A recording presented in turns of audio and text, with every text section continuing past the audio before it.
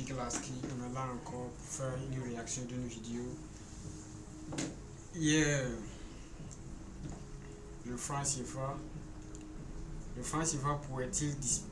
pourrait-il bientôt disparaître? Est-ce que le franc CFA pourrait-il bientôt disparaître? Avec vous, est-ce que c'est possible? Je ne sais pas. Avec moi, oui, c'est possible. C'est possible si on a décidé de ne plus manger, de ne plus utiliser le franc CFA. Ça peut être possible en fait. Rien n'est impossible dans ce monde. Rien n'est impossible. Donc, on va regarder cette vidéo attentivement. Ça va t'apprendre beaucoup de choses. Tu vas apprendre beaucoup de choses dans cette vidéo. On est là pour faire de l'ambiance. On est là pour apprendre. On est là pour se donner des idées. Donc, n'oubliez pas de vous abonner. N'oubliez pas de partager la vidéo. N'oubliez pas de liker, de commenter la vidéo aussi. On est ensemble les gars. Donc, allons-y regarder cette vidéo ensemble. Je vous aime les gars. Je vous explique. Le franc CFA apparaît en 1945, quand Charles de Gaulle, alors président du gouvernement provisoire, souhaite créer une unité monétaire pour les colonies françaises qui seront renommées en 1946 territoires d'outre-mer. À cette époque, et jusqu'en 1958, CFA signifie Colonie française d'Afrique. Le franc CFA avait été créé. L'histoire du franc CFA qu'on va apprendre aujourd'hui. L'histoire du franc CFA. Comment le franc CFA est commencé, là où on a commencé à créer le franc CFA, et puis tout. À l'époque, pour permettre aux colonies de participer à l'effort de reconstruction économique d'une France dévastée et qui avait perdu une partie de son commerce avec ses anciennes colonies durant la guerre et qui n'avait pas assez de vigueur économique pour en fait être en concurrence avec, disons, les autres pays. En 1960, avec la décolonisation, les territoires d'outre-mer de l'AOF, de l'Afrique occidentale française, et de l'AEF, l'Afrique équatoriale française, obtiennent leurs indépendances. Quelques nations choisissent alors de renoncer au franc CFA, comme la Mauritanie en 1960. D'autres s'en détachent avant d'y revenir quelques années plus tard, comme par exemple le Mali. D'autres encore, comme la Guinée équatoriale en 1985, décident de rejoindre la zone franc sans n'avoir jamais été des colonies françaises. Désormais indépendants, 14 États continuent d'utiliser le franc CFA, répartis en deux zones monétaires différentes. Il y a d'un côté le franc de la communauté financière en Afrique, pour les membres de l'Union économique et monétaire ouest-africaine, l'UEMOA, donc le Bénin, le Burkina Faso, la Côte d'Ivoire, la Guinée-Bissau, le Mali, le Niger, le Sénégal et le Togo.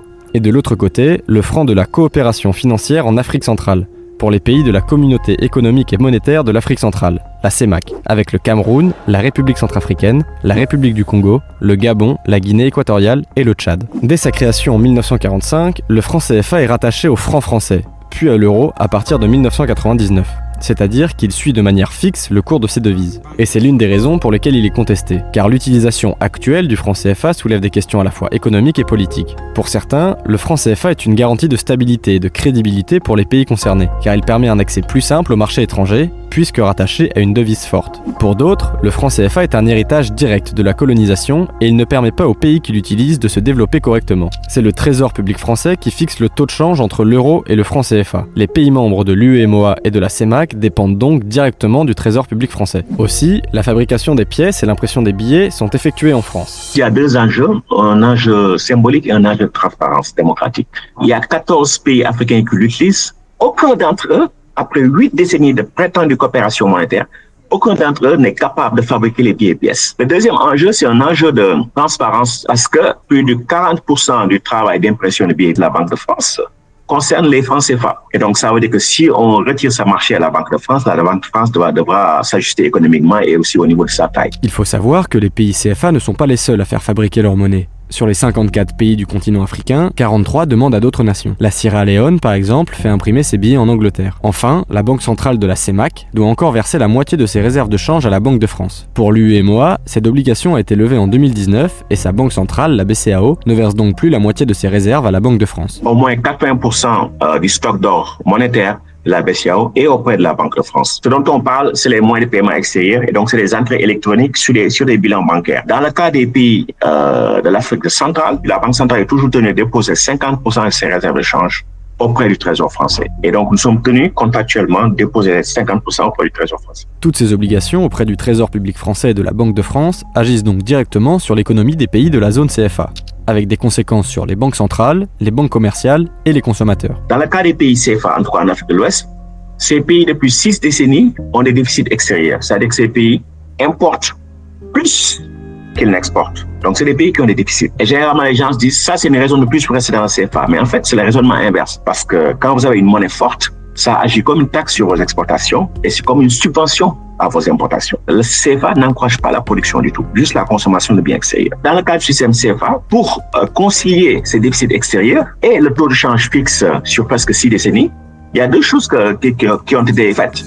La première, c'est l'endettement en monnaie étrangère. Dans le système CFA, avant de créer du CFA, il faut d'abord s'endetter en euros. Les autres banques centrales ne font pas cela et elles créent juste leur monnaie et financent l'économie. La deuxième chose, c'est que les banques centrales n'accordent pas autant de refinancement aux banques commerciales qui, à leur tour, vont accorder les crédits, aux agents économiques. Donc, quand vous êtes dans un régime de change fixe, vous devez accumuler des réserves de change, mais ça veut dire que vous ne pouvez pas vous permettre une politique de crédit. Et donc, dans le cas des pays CFA, il n'y a jamais eu de politique de crédit.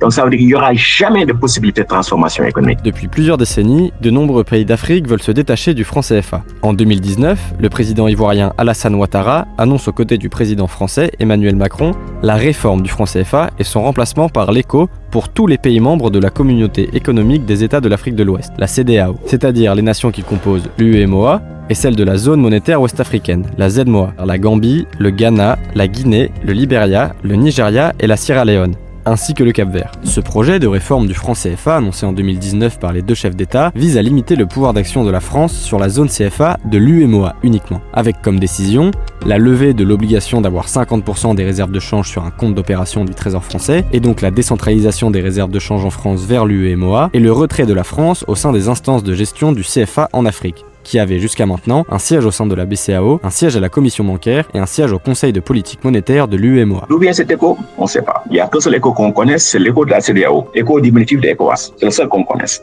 Et donc, quand Macron et Ouattara ont parlé d'écho, c'est la seule fois qu'on les a entendus parler d'écho. Le projet des présidents Macron et Ouattara vient court-circuiter une réflexion bien plus ancienne des pays de la CEDEAO. Initiée dans les années 1980, cette nouvelle monnaie avait pour objectif de créer un espace économique commun pour stimuler le commerce et l'investissement. Mais pour sa création, les membres de la CEDEAO doivent s'entendre sur certaines conditions telles que la disparition des monnaies nationales, et donc du franc CFA, que les banques de la zone CFA d'Afrique de l'Ouest gèrent la totalité de leurs réserves de change, ou encore que l'impression des billets et la fabrication des pièces s'effectuent en Afrique. Ce projet de monnaie, prévu dans un premier temps pour les années 1980, est retardé à 2000, puis à 2015 et enfin 2027. 2 ans avant la mise en place théorique de cette monnaie, de nombreux critères de convergence entre les pays de la CEDEAO ne sont pas encore respectés. Pour le moment, aucune monnaie n'est donc venue remplacer ou supprimer le franc CFA.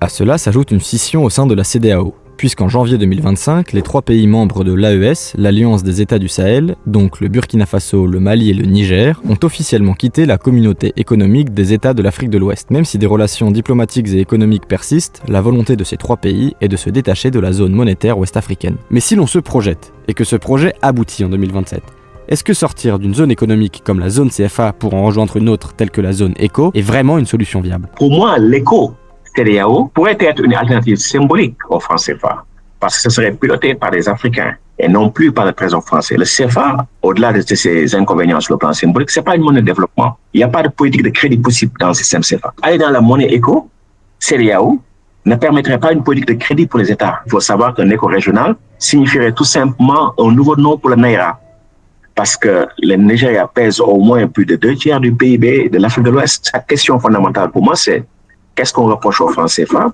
et quel est le remède qu'on trouve approprié. Donc pour moi, il faut aller au-delà des aspects symboliques pour dire que nous avons besoin d'un système monétaire financier qui permette le développement économique, qui permette la transformation économique.